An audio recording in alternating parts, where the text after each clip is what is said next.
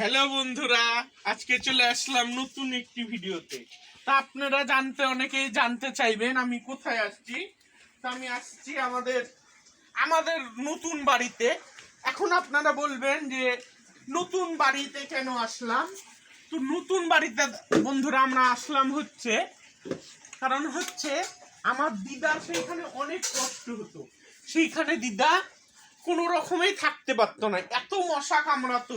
মশা কামড়িয়ে দিদাকে প্রায় মরো অবস্থা করে দিয়েছেন। এই যে দেখুন বন্ধুরা, এখনো কাপড় চোপড় আমাদের খোলা হয়নি, এখনো পোটলা হয়ে আছে। এই যে দেখুন বিছানাতে একটা বিছানা নিয়েছি, এটা যদিও পুরাতন দোকান থেকে কেনা। আর এই যে দেখেন নিয়েছি, এইটাতে আপাতত ভাড়া আছি।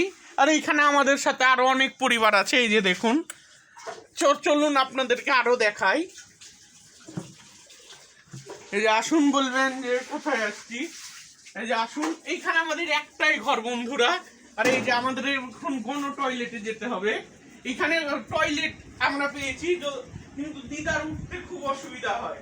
এই যে বন্ধুরা আসুন, এই যে দেখুন, যে এই উঁচু দিয়ে পার হয়ে দিদাকে সেইখানে যেতে হয়।